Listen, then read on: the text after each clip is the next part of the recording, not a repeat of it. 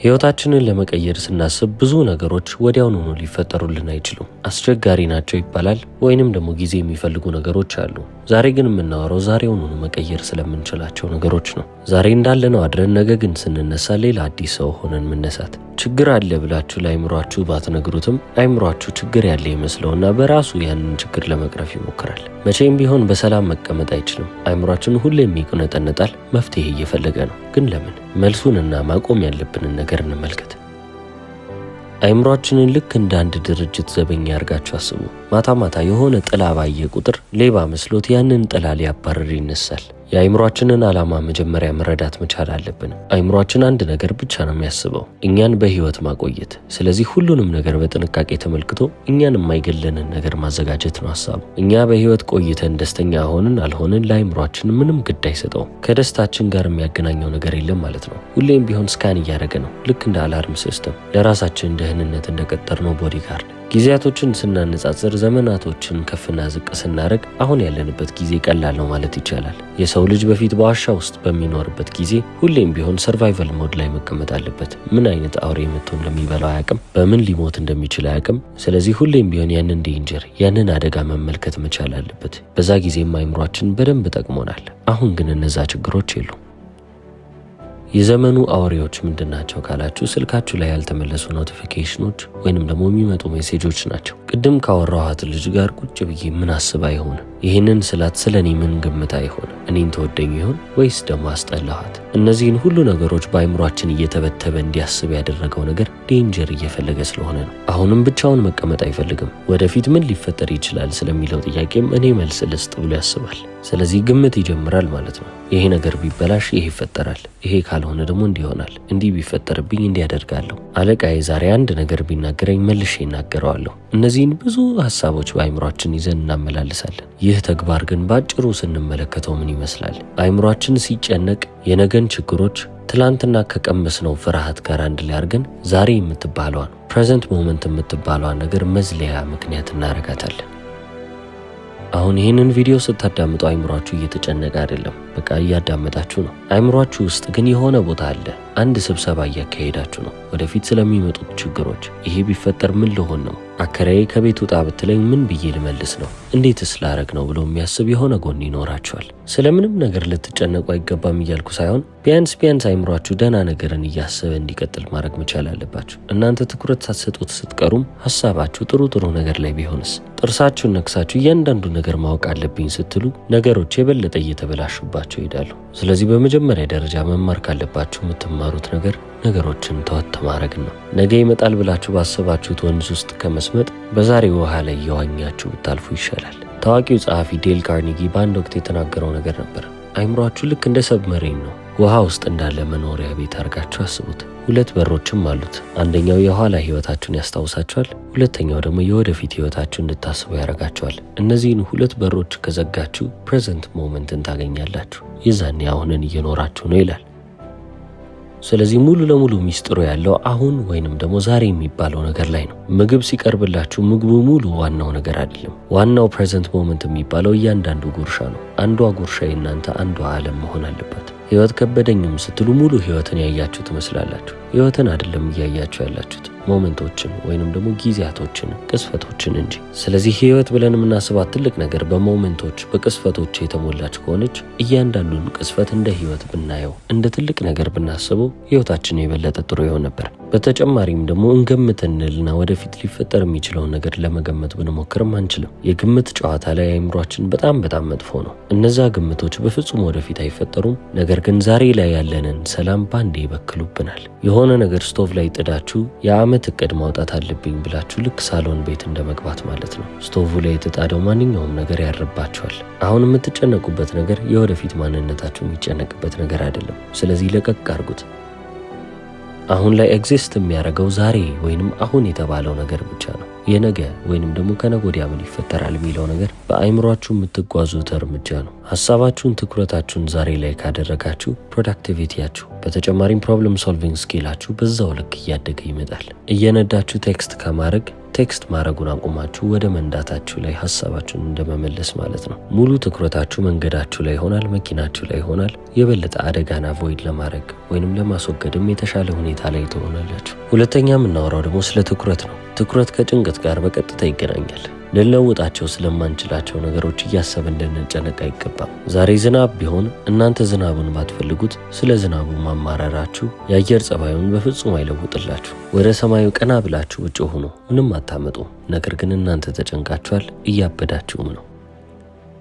ሁሌም ቢሆን በአንድ ጉዳይ መጨነቅ ስትጀምሩ በሁለት መንገድ እንድትከፍሉ ትፈልጋለሁ። የመጀመሪያው መቆጣጠር የምትችሉት ችግር ነው። ሁለተኛው ደግሞ መቆጣጠር የማትችሏቸው ችግሮች ናቸው። አብዛኛው ሰው የሚጨነቀው መቆጣጠር በማይችለው ነገር ላይ ነው። መቆጣጠር በምንችላቸው በአብዛኞቹ ነገሮች ላይ ግን ሀሳባችንም ትኩረታችንም የለም። በህይወታችን ውስጥ ብዙ ችግሮች መፈጠራቸው አይቀርም። ስለዚህ አንድ ችግር እናንሳ። ለምሳሌ መንገድ ላይ የሄዳችሁ ትራንስፖርትም ላይ ብትሆኑ የራሳችሁ መኪና ቢሆን 1 ሰዓት ያህል አረፈዳችሁ ወይንም መንገድ በጣም ተዘጋጋ። በዛ ሁኔታ ላይ ምንም ልትለውጡ የምትችሉት ነገር የለም። ችግሩ ከእጃችሁ የወጣ ችግር ነው። ስለዚህ ያላችሁ መፍትሄ መቆጣጠር የምትችሉትን ነገር መቆጣጠር ብቻ ነው። ያም ደግሞ ምንድነው ካላችሁ እጃችሁ ላይ ያለው ነገር። ሁኔታው አንዴ ተፈጥሯል። እናንተ ግን ለተፈጠረው ችግር ሪያክት ማድረግ አለብኝ ወይንስ የለብኝም ብላችሁ መወሰን አለባችሁ። ችግሮች በህይወታችሁ ሲፈጠሩ እንዴት ነው ሪያክት የምታደርጉት? ነገሮችን የምትመለከቱበት መነጽር ምን ይመስላል? ችግር ስለተፈጠረ ብቻ አይምሯችሁን ልትስቱና ልታብዱ አይገባም እኮ። ረጋ ብላችሁ ሁኔታውን ተመልክታችሁ የእናንተ ጩኸት፣ የእናንተ ንዴት ምንም ነገር እንደማይቀይር መገንዘብ መቻል አለባችሁ። ለአይምሯችን ይህንን መስመር ማስመር መቻል አለብን። የመጣው ችግር ሁሉ አይምሯችን ሊያስበው አይገባም። ስለዚህ ይህንን ችግር መቆጣጠር እችላለሁ፣ ይህንን መቆጣጠር አልችልም ብለን እንለይለታለን። ሰዎች ስለ እናንተ የሚሰማቸው ስሜት በእናንተ ቁጥጥር ስር አይደለም። ስለዚህ እንትናን ዛሬ አበሳጭቻታለሁ ብላችሁ እናንተ ልታስቡና ልትጨነቁ አይገባም። በቃ ከቁጥጥራችሁ ውጪ ነው፣ ተዉት። አይምሯችሁ ምን ጊዜም ቢሆን የነገን ችግር ትላንትና ባገኘው ኤክስፒሪየንስ፣ ትላንትና ባገኘው መሳሪያ ለመቅረፍ እየሞከረ ነው። እናንተ ደግሞ ዛሬ ላይ ቆማችሁት አሸዋ ላይ ነው ብንል አሸዋው ለእናንተ ምቾት አይሰጣችሁም። በዛ ላይ ደግሞ ልትተማመኑበትም አትችሉም። በቃ የኋላም አለ የፊትም ችግር ይመጣል። ስለዚህ ወደፊት ችግር ሊፈጠር ይችላል ብላችሁ ገና ካሁኑ ያንን ነገር በአይምሯችሁ ውስጥ እየሳላችሁ ልታስቀምጡት አይገባም። ምክንያቱም ችግሩን 2 ጊዜ ለመኖር ዝግጁ ሆናችሁ ማለት ነው። ዛሬ ግን ያንን ችግር ባትመለከቱት፣ አይምሯችሁን፣ ልባችሁን፣ ፎከሳችሁን ከዛ ነገር ላይ ብታነሱ ነገ መምጣቱ አይቀርም። ነገ ሲመጣ እዛ ችግር ላይ አሁንም ትገኛላችሁ። የዛኔ መውጣት ባለባችሁ መንገድ ትወጣላችሁ። ለአንድ ችግር ብዙ ጊዜ አትጨነቁ፣ ብዙ ጊዜ አትንከራተቱ፣ ብዙ ጊዜ ራሳችሁን አትጉዱ። አልፎ አልፎ ለማይፈጠር ነገር ወይንም ለማይከሰት ነገር እንትና እንደዚህ ብትለኝ እንዲህ ብዬ መልስላታለሁ እያልን ብዙ አይምሯችን ውስጥ ክሬት ያደረግናቸውን ሴናሪዮች ይዘን የምርም ጊዜው ሲደርስ እነዛ ነገሮች ሳይፈጠሩ ሲቀሩ እንመለከታለን። ታዲያ እነዛን ነገሮች ስንጠነስስ ቁጭ ያልንበት ጊዜ ከእጃችን ያመለጠ ፕሬዘንት ሞመንት ነው። አሁን ፓስት እንለዋለን ወይንም ያለፈ ጊዜ እንለዋለን። በወቅቱ ግን እጃችን ላይ ነበረ። ያንን ጊዜ ነው እንግዲህ እያባከንን በሌላ ሀሳብ ውስጥ ተተብትበን የተቀመጥ ነው። አሁን ላይ ራሳችሁን ተመልከቱ። ምንም ችግር የለባችሁም። ምንም የምታስቡትና የምትጨነቁበት ነገርም የላችሁም። የቤት ኪራይ ደርሷል። የቤት ኪራይ በ30 ከፍላለሁ። ለሰራተኞቼ ደግሞ በዚህ ሰዓት ላይ ይህንን መክፈል አለብኝ። ወደፊት እንደዚህ አይነት ስህተት ልሳሳት እችላለሁ። እንዲህ አይነት ነገሮች ለኔ ይከብዱኛል ብላችሁ የምታስቧቸው ነገሮች እንዳለ ከዛሬ ያለፉ ናቸው። የቤት ኪራይም ቢሆን በ30 ነው እንጂ የምትጠየቁት ዛሬ አይደለም። ታዲያ ለምንድን ነው ስለ ቤት ኪራይ እያሰባችሁ አይምሯችሁን የምታጨናንቁት? ለምንድን ነው ሀሳባችሁን እዛ ላይ ብቻ የምታደርጉት?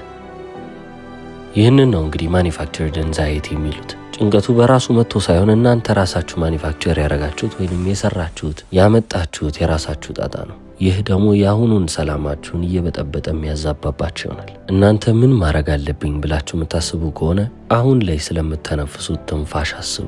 ማተር የሚያደርገው ነገር እሱ ነው። ነገ ልትሞቱ ትችላላችሁ። 30 ላትደርስ ትችላለች። ነገ እንደምትሞቱ ብታውቁ መቼስ 30 ላይ ስለሚመጣባችሁ የቤት ኪራይ የምታስቡ አይመስለኝም። እያንዳንዷ ደቂቃ ለእናንተ ፈጥና ነው የምትሄድባችሁ። ስለዚህ ፈጥና እንዳትሄድባችሁ ብላችሁ ለመቆጠብ ነው የምትሞክሩት። እያንዳንዷን ደቂቃ በሰላም ለማሳለፍ የምትወዷቸውን ሰዎች ሰብስባችሁ ከእነሱ ጋር መጫወት፣ ማውራት፣ ማውጋት፣ ይህንን ብቻ ነበር የምታደርጉት። ታዲያ አሁንም 30 ቢመጣም ባይመጣም ለምን እነዚህን ነገሮች አታደርጉም? የቤት ኪራያችሁ በ30 የሚመጣ ከሆነ 30 ለራሱ ይጨነቅበታል። አሁን ምን አሳስባችሁ? አስባችሁም እኮ የምታመጡት ነገርም የለም። መፍትሄ ቢኖራችሁ ኖሮ ገና ከድሮ ታመጡት ነበር። መፍትሄ ስላጣችሁ ነው የምትጨነቁት። ስለዚህ አትጨነቁ። ሐሳባችሁን ሙሉ ለሙሉ አሁን የሚባልበት ጊዜ ላይ ተቀብሩታላችሁ። ክላሪቲን የምታገኙት ወይንም አይምሯችሁ በግልጽ ማሰብ የሚጀምረው የዛኔ ነው። ምን ማድረግ እንዳለባችሁ እያሰባችሁም ከሆነ መልሱን የምታገኙት በዚህ ጊዜ ነው። የምትፈልጉት ኃይል እንዳለ አሁን የሚባልበት ህይወት ላይ ነው ያለው። ያለፈ ህይወት ላይ አይደለም፣ ወደፊት የሚመጣ ህይወት ላይ አይደለም፣ አሁን ላይ። እያንዳንዱ የሚያስጨንቃችሁ ነገር ወይ እናንተ የሆነ ነገር ማድረግ ትችላላችሁ ወይንም ደግሞ ከነጭራሹ ከቁጥጥራችሁ ውጭ የሆነ ጉዳይ ነው። የሆነ ነገር የምታረጉበት ወይንም ማድረግ የምትችሉበት ችግር ካለ ወዲያውኑ ወደ አክሽን ግቡ።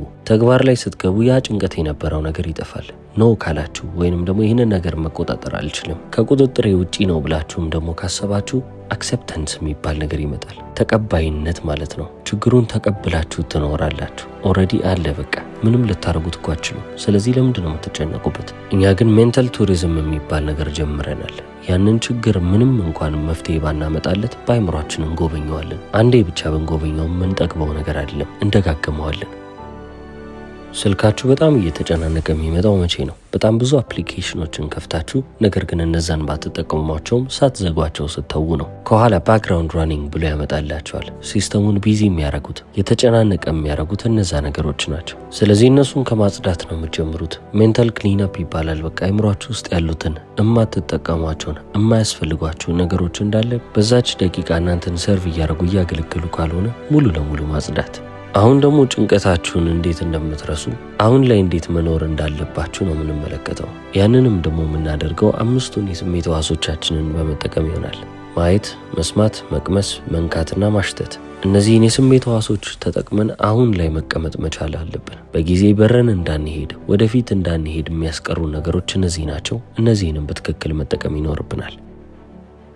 የሰው ልጅ ብዙ ጊዜ ሰላምን እፈልጋለሁ እያለ ሰላምን ሲፈልግ ትመለከታላችሁ። የስሜት ሕዋሶቹን ሙሉ ለሙሉ ከረሳ በኋላ ሰላምን ልፈልግ፣ ሰላም ማግኘት አለብኝ ብሎ ቢኳትን ምንም ቢለፋ እንኳን ሰላምን ሊያገኛት አይችልም። ምክንያቱም ቤዚክ የሚባሉትን መሰረታዊ የሚባሉትን ረስቷል። ጭንቀት አይምሯችሁ ውስጥ ሲቀመጥ፣ ሰላም ደግሞ የስሜት ሕዋሶቻችሁ ውስጥ ነው የሚገኘው። ያ ማለት ምን ማለት ነው? ምግባችሁን ስትበሉ ጣዕሙን እያጣጣማችሁ ብሉ። እያንዳንዱ ጉርሻ ለእናንተ ጥበብ መሆን አለበት። አጎራረሳችሁ በራሱ ጥበብ መሆን አለበት። ዶክተር ወዳጄነ በአንድ ንግግሩ ላይ ስለዚህ ሲያወራ ሰምቼ ነበረ። ደስታ ሁሉም ቦታ አለ፣ ሁሉም ጋር ታገኙታላችሁ። ሽሮን ብትበሉ ሽሮውን የምታፈሱበት መንገድ በጥበብ ይሁን ይላል። ንግግሩን ሲናገር እሱ ስለ ደስታ ቢሆንም ባላችሁ ነገር ደስተኛ ሁኑ እያለ ቢመክርም ይሄ ነገር ለጭንቀትም ይሆናል። ምክንያቱም ሰላምም ደስታም ተመሳሳይ የሆነ ፊሊንግ ይዘውላችሁ ይመጣሉ። የሰው ልጅ በውስጡ ሰላም ካልተሰማው ደስታ ሊሰማው አይችልም። ሕይወቱ ምንም ያህል ምስቅልቅል ቢልም እንኳን ያ ሰው በውስጡ ሰላም ሊሰማው ግን ይችላል። ስለዚህ የምታዳምጡት ሙዚቃ ምንድን ነው? ያንን ሙዚቃ ስታዳምጡ የምርም ልታጣጥሙት ይገባል። ጠዋት ጠዋት እየወጣችሁ ለምንድን ነው ፀሐይ ማትሞቁት? ተፈጥሮን ተመልከቱ፣ ሰማያዋን እዩዋት፣ ዛፎቹን ተመልከቱ፣ ማታ ማታ ወኩጡ። እነዚህ የምታረጓቸው ነገሮች የእናንተን ስሜት ወይንም የስሜት ሕዋሶቻችሁን የሚቀሰቅሱ ኢንጌጅ የሚያደርጉ ነገሮች ናቸው። የሙዚቃ መሳሪያ የምትጫወቱ ከሆነ ፒያኖንም ጊታሩንም ተጫወቱ። ካልሆነም ደግሞ አበቦችን እየዳሰሳችሁ ተመልከቱ። በቃ እነዚህ በጣም ሲምፕል የሚባሉ ነገሮች በጣም ቀላል ከመሆናቸው የተነሳ ተራ ብለን የመዘገብናቸው ነገሮች ሰላማችንን የምናገኝባቸው ነገሮች ናቸው። ምግባችሁ ምን ያህል እንደሚጣፍጥ የምታውቁት ሀሳባችሁን ከቤት ኪራይ ላይ አንስታችሁ ምግብ መብላት ላይ ስታረጉ ብቻ ነው። ከጭንቀት እንዴት ልላቀቅ ብላችሁ ብዙዎቻችሁ ትጠይቁኛላችሁ። 5ቱን መንገዶች ነው እንግዲህ በቀላሉ እዚህ ጋር የተመለከትነው። የተፈጥሮ መውጫ መንገዶች ናቸው። በቃ አንድ ሰው ከመሬት ተነስቶ እንዳይጨነቅ እንዳያስብ የሚያደርጉት ነገሮች። እነዚህን የስሜት ሕዋሶቻችሁን በስርዓት ለመጠቀም ካልሞከራችሁ ሜዲቴት ብታረጉ፣ ሰላምን በጸጥታ ውስጥ ለመፈለግ ብትሞክሩ እንዴት ትችላላችሁ? በዝምታ በጸጥታ ውስጥ ማግኘት ትችላላችሁ እኮ። አታገኙትም እያልኩ አይደለም። ነገር ግን መጀመሪያ እጃችሁ ላይ ያለውን ነገር ለምን አትጠቀሙት? የስሜት ሕዋሶቻችሁ ሁሌም ቢሆን አሁን ላይ ተቀብረው ያሉ ነገሮች ናቸው። አሁንን ነው የምትኖሩት። ስትሰሙ አሁን ላይ ሆናችሁ ነው የምትሰሙት። ስትቀምሱም እንደዛው። አይናችሁም የሚያየው ያንን ነገር ይሆናል። ምንም አይነት ነገር በእጃችሁ ስትዳስሱ ስትነኩም ደግሞ አሁን ላይ ነኝ እያላችሁ ለራሳችሁ እያስታወሳችሁ ይሆናል። ስለዚህ ለዚህ ሁሉ ነገር መፍትሄው ምንድነው ካላችሁ፣ ልብ ማለት፣ ልብ መግዛት፣ ማስተዋል፣ ሁሉም ነገር በእጃችሁ ላይ እንዳለ ማወቅ፣ ምንም የጎደላችሁ ነገር እንደሌለ መረዳት። እነዚህ ነገሮች ናቸው እናንተን ህይወት የሚሰጧችሁ። አሁን በእነዚህ ሁሉ እንኳን መፍትሄ ብታጡ the perspective shift የሚባል ነገር ደግሞ አለ። ስለሱ ደግሞ እናውራ። the 555 ሩል ይሉታል። የ555 ህግ ማለት ነው። የሆነ ችግር ሲያጋጥማችሁ ያ ችግር ከ5 ሰዓት በኋላ ያስጨንቀኛል፣ ከ5 ቀናቶች በኋላ ያስጨንቀኛል፣ ከ5 ዓመት በኋላ ያስጨንቀኛል ብላችሁ በ3 መነጽር ልትመለከቱት ይገባል። ከ5 በኋላ ያስጨንቃችኋል፣ ከ5 ቀን በኋላም ሊያስጨንቃችሁ ይችላል። ከ5 ዓመት በኋላ ግን ስትመለከቱት ጉዳዩ ምንም የማያስጨንቃችሁ ከሆነ አሁን ጉዳዩ በጣም ቀላል እንደሆነ ተረዳችሁ። አንዳንድ ጊዜ ጉዳዮች ሲደራረቡብን፣ ችግሮች ሲመጡብን ለዘላለም የሚቆዩ ይመስለናል። ለዛ ነው አግዝፈን የምናስቀምጣቸው። ብዙ ጊዜ ችግሮች በጣም ጥቂት ወይንም ደግሞ ደቃቃ ሆነው ራሳቸውን እንደ ትልቅና እንደ ግዙፍ አድርገው ለማስቀመጥ ይሞክራሉ። ይህንን ኢሉዥን የምንሰብርበት መንገድ ነው እንግዲህ the 555 ሩል የተባለው። ማንኛውም አሁን የሚያስጨንቃችሁን ችግር በ5 ዓመት ርቀት ላይ ተመልከቱት። ፕሮባብሊ ምንም የሚያሳስብ የሚያስጨንቅ ነገር አይደለም። ህይወታችሁም እየጣፈጠ ውብ እየሆነ የሚሄድላችሁ በዚህ መንገድ ይሆናል።